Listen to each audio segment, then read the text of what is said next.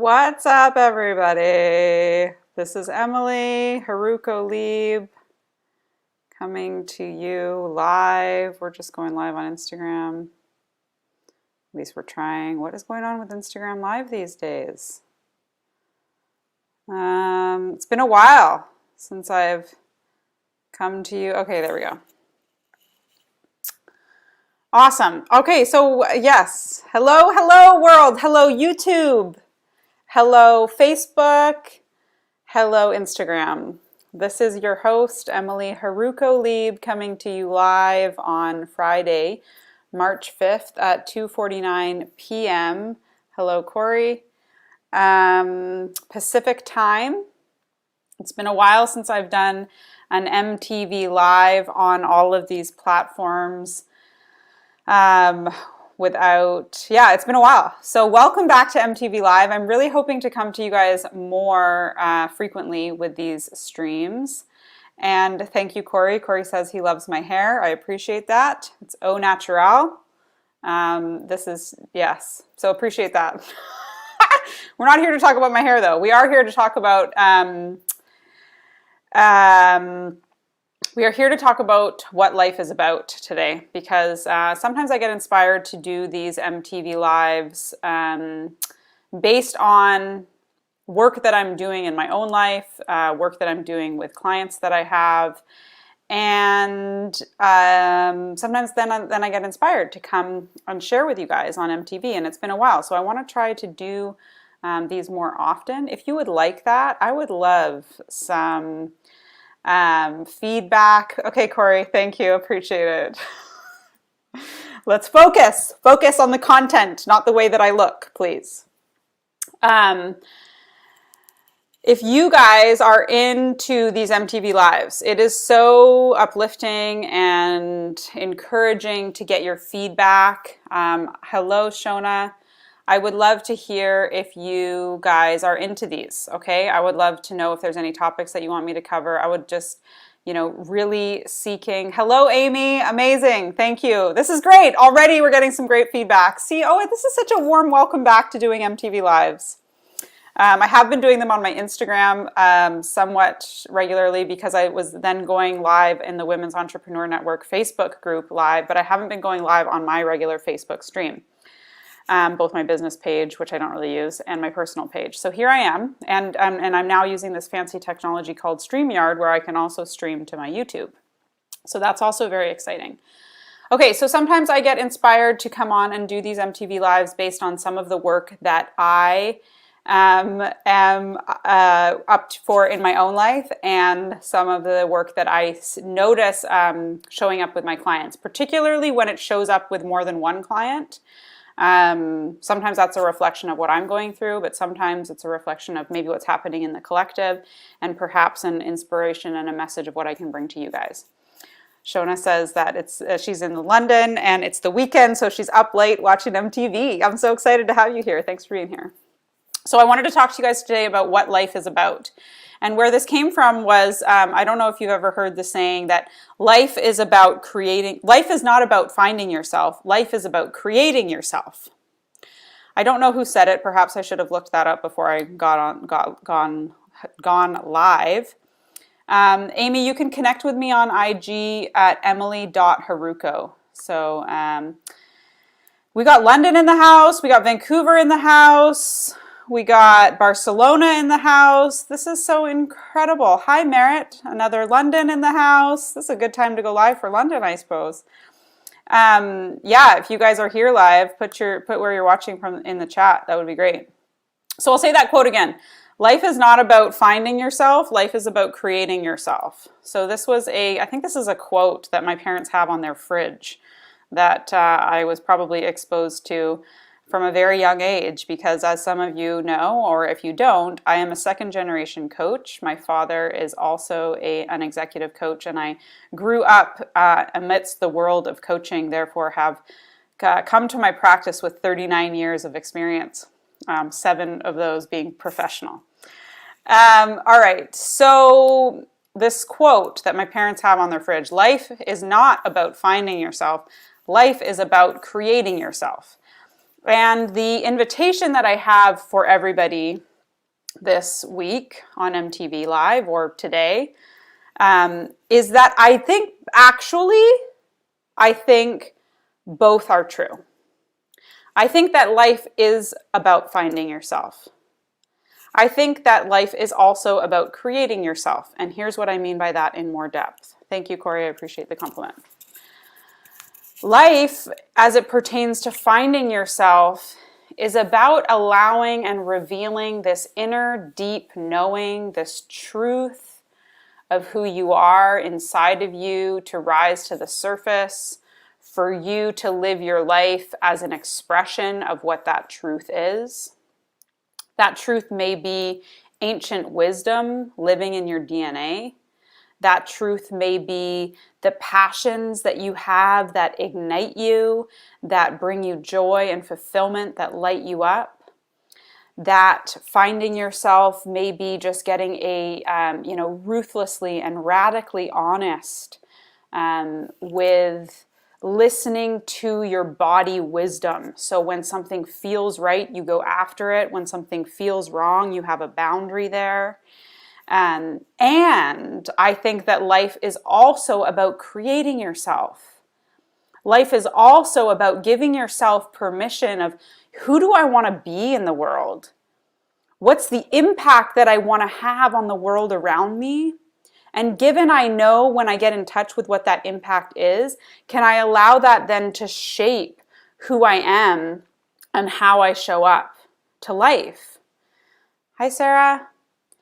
So life is also about creating yourself, and life is also about finding yourself. So I believe that both of those paradigms are true. Hi, Sabrina. Thank you guys all for joining me. It's so fun to do an EmTV Live and have you all here. This is wonderful. So we're talking today about how life is not only about creating yourself, life is also about finding yourself, based on the premise that there's a quote, forgive me, I don't know who says it, that life isn't about finding yourself, life is about creating yourself. And I do believe that that's true. And I also believe that both are true. I believe that life is about finding yourself. Life is about revealing to yourself more of who you actually are. And I think we know when we're on the right track with that, when we feel a resonance in our life, when we feel empowered, when we feel excited, when we experience joy, when we feel fulfilled. Like those are like some of the areas in which we might call, like when we're in flow. You know, there's all this new research these days about flow states. And I truly believe that when we are on purpose, right, when we are aligned with our mission as a human being, we feel a deep sense of resonance, we feel a sense of joy, and we feel a sense of fulfillment, because purpose and joy are linked. Like when we are living our purpose and when we are experiencing joy, it's because we're aligned. It's because we're being true to ourselves. It's because we're being courageous in the face of the things that we really want. And that's not always easy, right? A lot of times fear sneaks in, and fear plays a part in how we're living, or the choices that we make, or the decisions that we make. And one of the other things that's been pretty live for me and for a lot of the people that I've been working with this week is this distinction around how fear is actually a mirror to your deeper desires has been very present. So one of the ways in which we get to continue to find ourselves and create ourselves based on who it is that we want to be in the world and the impact that we want to have on the world around us is by actually paying attention to those fears. So, hi Ivy.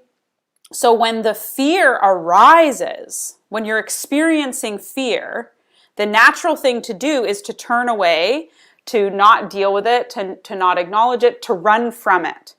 And I think there's something so much more powerful and available to us if we are willing to notice first when we're experiencing fear, and then ask ourselves, what is the deeper desire that I have underneath that fear? Because often that fear is holding a mirror up to a deeper desire that you have. And when you can start to engage with your fear in that way, it will no longer run you. Hi, Will. Your fear will no longer run you when you are willing to interact and look at it that way. Your fear becomes an ally as it points to the deeper desire that you have, right? Like, so ask yourself that question. Take something in your life right now that you feel fearful about. If you feel so compelled, you could put it in the chat, and I'm willing to cater this specifically for you. What's something in your life that you feel a fear about, right? So for me, I'll just be vulnerable here. For me, one of the areas in which I have a loop where I consistently play into a fear is around my relationship with money, right?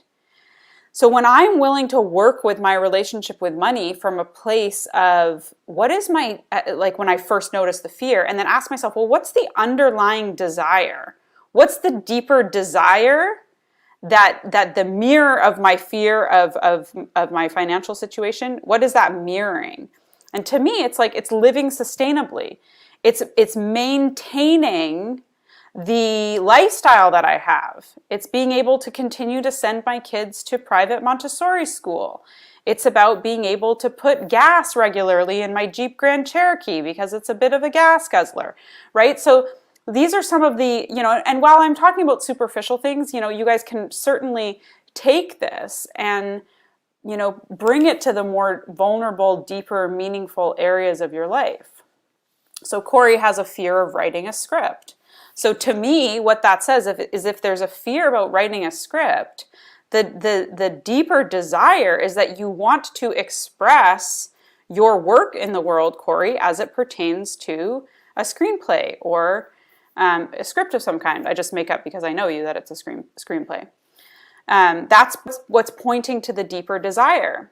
And so what's beautiful is like, as you get to create yourself, Corey, it's like, who do I want to be in the world, right? Do I want to be a screenwriter? Do I want to be a published author, right? And then how do I continue to nurture that part of myself? How do I stay aligned with that version of myself? How do I continue to stay in touch with that there is a version of you out there that has written a screenplay? There is a version of me out there that is like, wildly financially wealthy beyond my wildest dreams.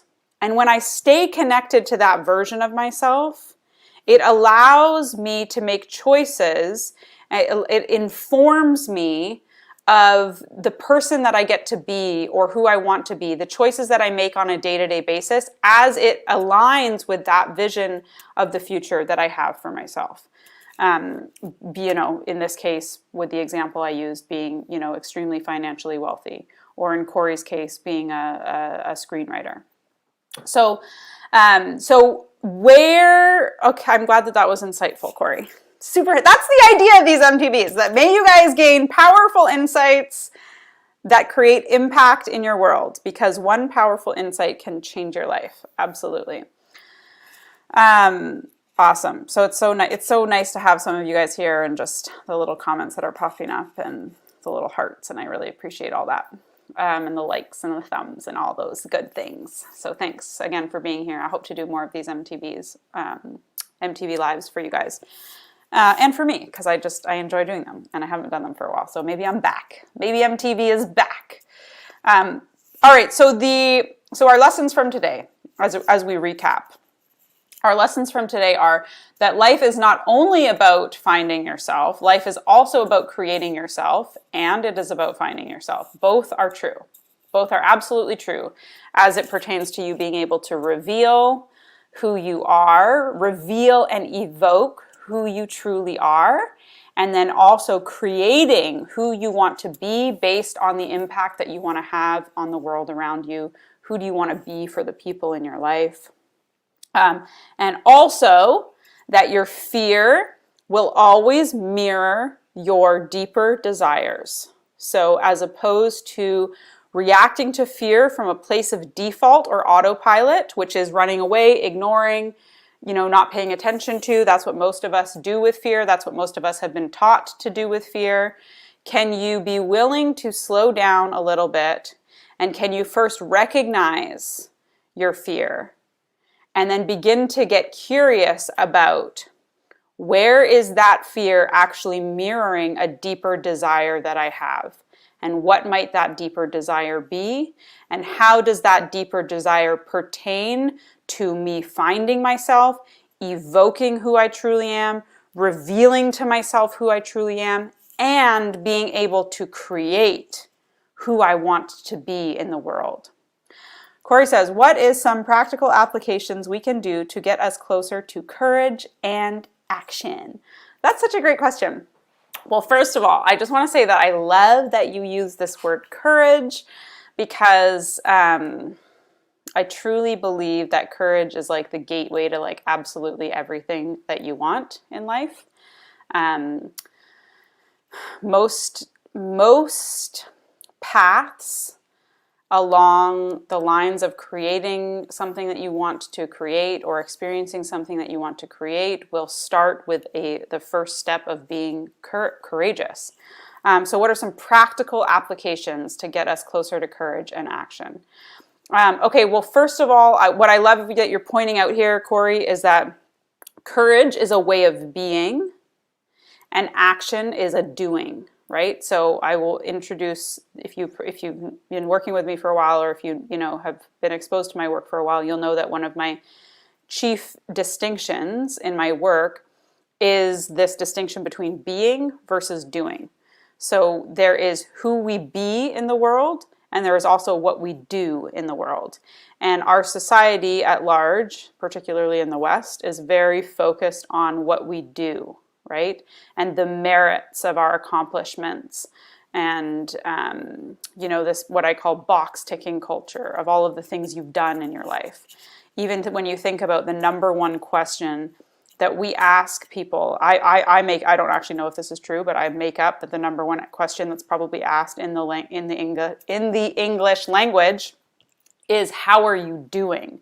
Right? We ask people, how are you doing? We don't come up to people and say like, hey, who are you being today? Right? Can you imagine if we would all could all start to incorporate this question of who are you being today? Today I'm being courageous.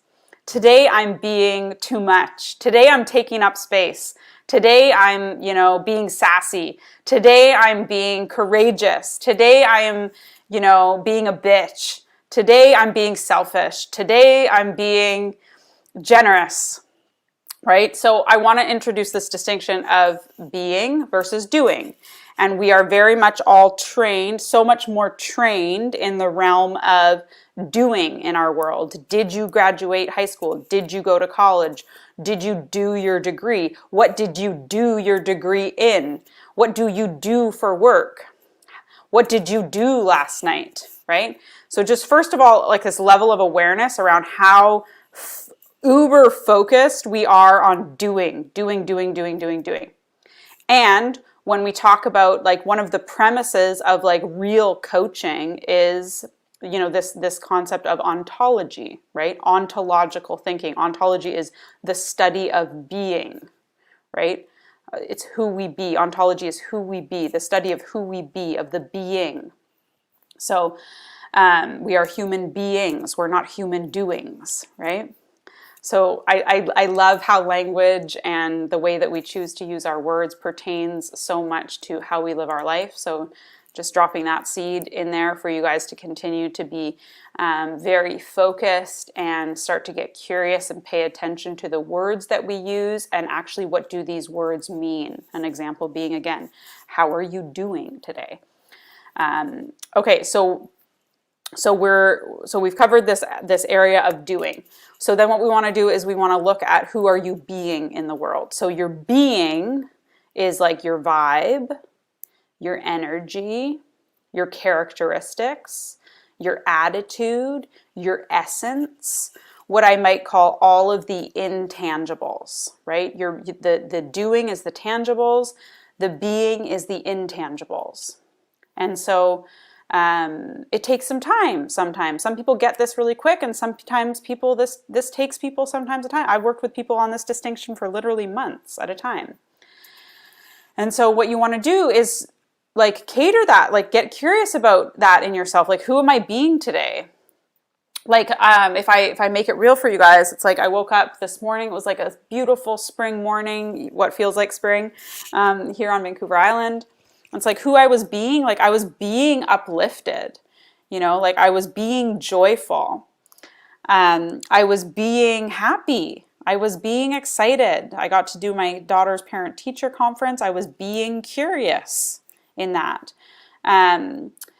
And so, Corey, this is a long, I hope you're still here. I think you are. This is a long-winded answer to how do you adopt some practical applications. The first step is going to be for you, sorry, I just like cut myself off there. Some practical applications that you can do to get closer to your courage and to action. So my first invitation for you in that realm is to start to to pay attention, right? To create another level of awareness around what you're doing and the minutia behind. With everything that you're doing, there is also a way that you're being, right? Like this is where we say like, what is it? Like 80% of communication is nonverbal. That 80%, that nonverbal communication, that's who you're being, right? And so, yeah, so remembering that that courage and practicing courage is a way of being. And that sometimes means feeling the discomfort or feeling the embarrassment or feeling your cheeks get flushed because you're about to do something or say something and actually doing it anyways, right? I think like that there's a saying around bravery like that, like being brave is feeling the fear and doing it anyways. Yes, and being courageous is like surrendering what other people think of you, going for it. When I recorded my music, you know, the guys that I worked with, their tagline, the Brothers Corn, their tagline is "Dare to Suck." And like, if there was a tagline for being courageous, it would be like "Dare to Suck." Like, how could you write this screenplay, Corey, and just dare for the screenplay to suck, right? I made my music like under the premise of I'm daring to suck. This might suck, and that's okay because I'm actually doing it for me, right? An act of courage was like putting it out into the world. Anyways, so remembering that being courageous is actually a way of having courage, being courageous, this is a way of being. And then taking action is like, you know, it has to be aligned action. I love this distinction around inspired action, this idea of that your action has to be in alignment with the things that bring you joy and fulfillment. Oh my God, you guys. So much going on. Okay, my chair is so squeaky, you guys. Squeaky chair. It drives me crazy. I need some WD-40. I think there's some in my garage. I just need to do it.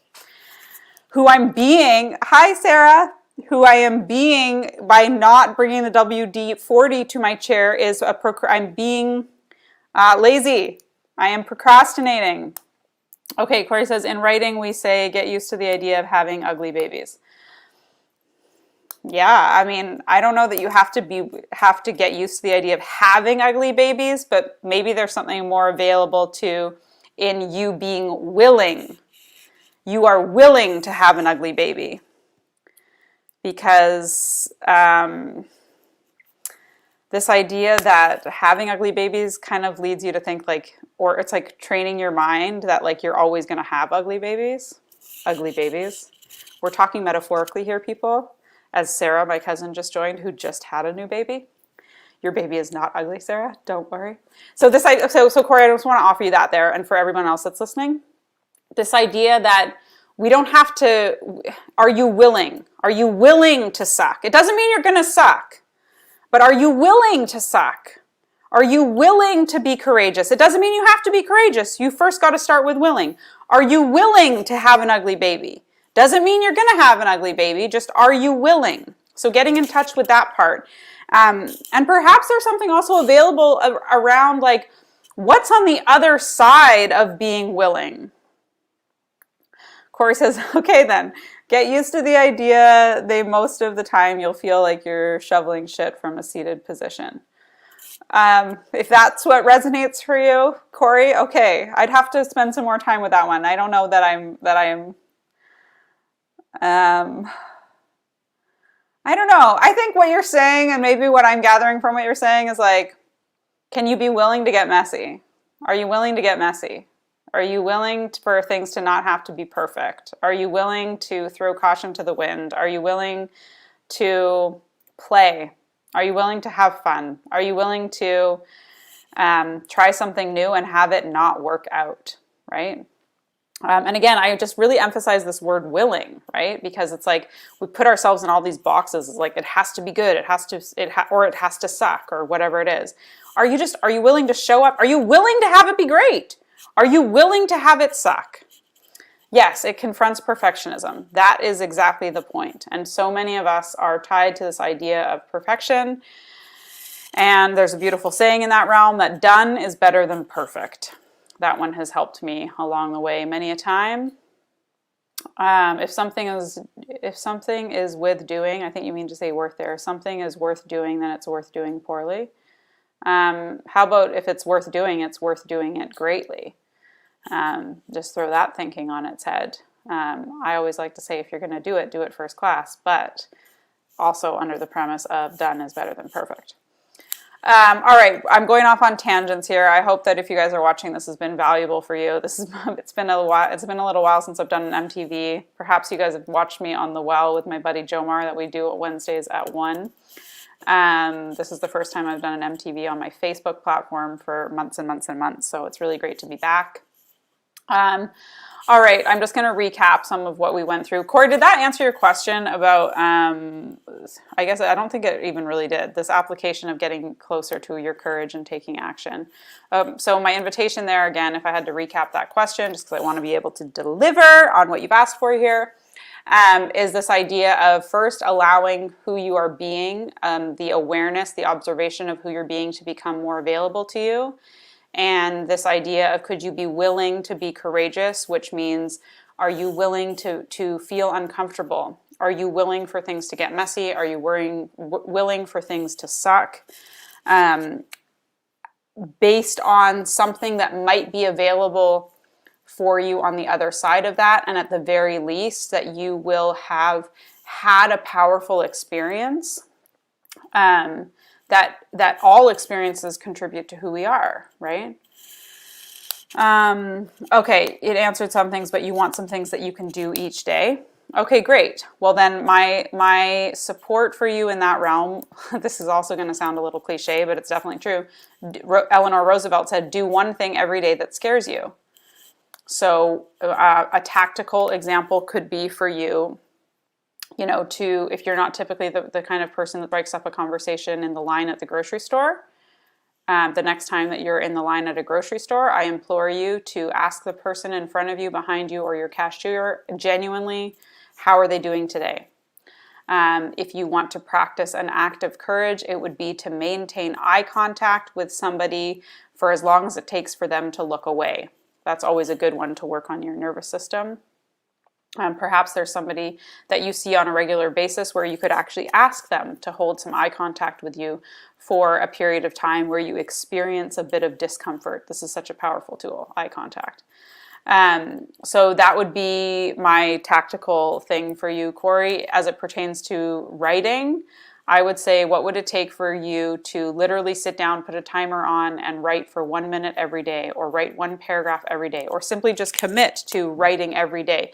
Daily practice of any kind will literally change your life, whether you choose to meditate every day for 40 days, or whether you choose to do, there was a period of time when I first started doing EmTV Lives, I went live every day for 90 days or something like that.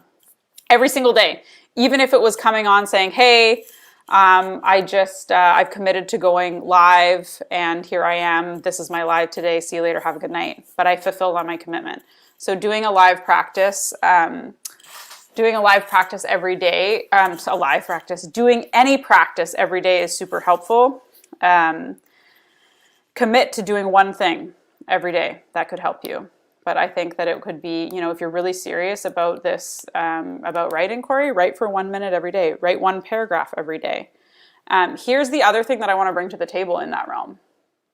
Is can you also give yourself permission to this is one of the things I'm working on with my coach right now, is can I give myself permission to only do the things that I'm a full hell yes to, right?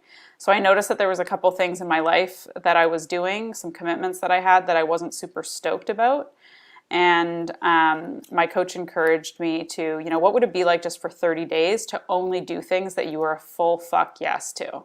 And if there was any part of me that was like a hell no to it, I just don't do it. So I'm in that process right now and it feels really good to just be doing the things that I'm a full hell yes to. It sounds like what I'm saying is consistency is key. Absolutely. We live in a immediately gratifying world. You can have food delivered to your door. You can have a date within a couple of hours.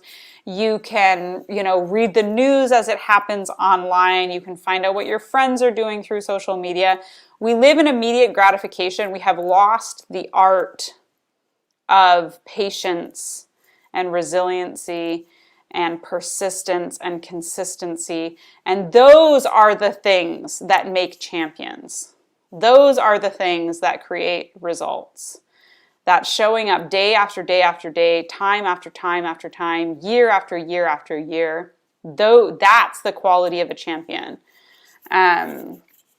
So yes, consistency is definitely key. Resilience is key. Continuing to show up each day is key. And in that vein, can you show up consistently from a place of hell yes? I mean, there's a distinction here around commitment and being committed.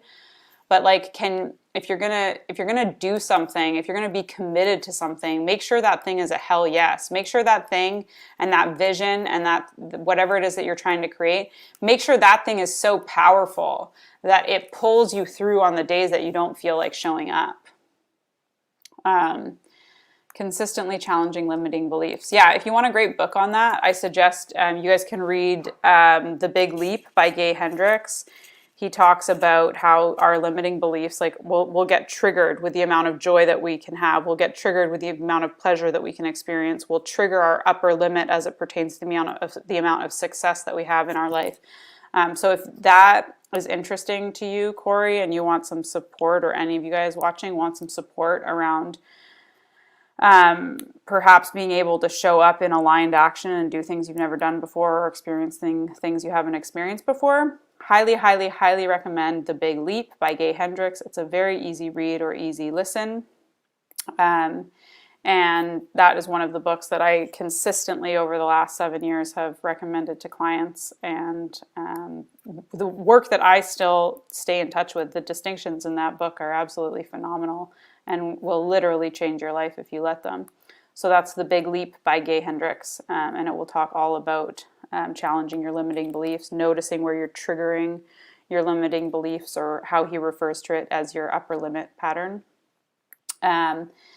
So this was a long one. I was not planning on coming on for 33 minutes, but this was so much fun. It was so great to be back with you guys. If you're here and you watched this far on the replay, I dare you to put in the comments that you watched the replay and this far. And if you're here with me, have joined me live, it was such an honor to be here with you. Corey, thanks for playing full out today, and for giving us some really tangible things to work with, and for sharing in the way that you did.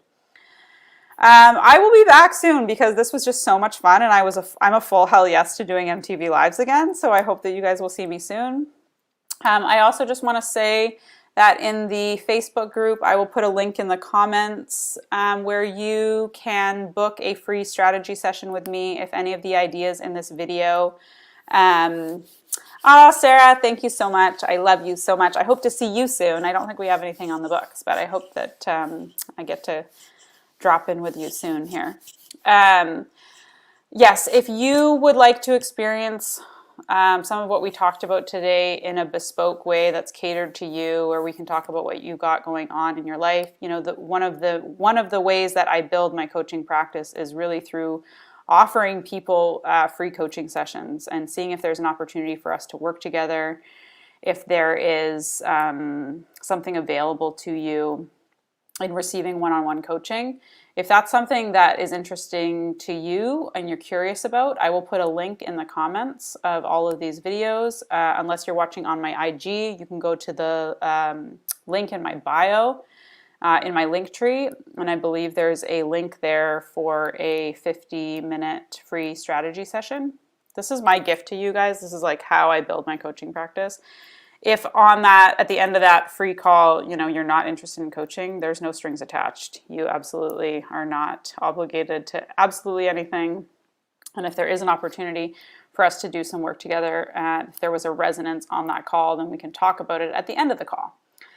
But yeah, that's my offering. That's what I'm standing for the, the advocate for human potential that I am in the world, and what I do as a coach.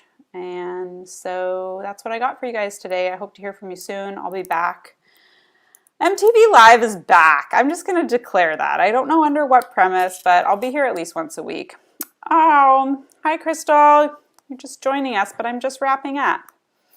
All right, well, if you're here or if you're watching on the replay, I just want you to know that I'm sending you love from my heart to yours. I hope you can drop down into your chest and feel that beam of warm, gooey love, goodness, and wisdom and support that I have for you. I trust that if you're watching this video, you've watched it for a reason.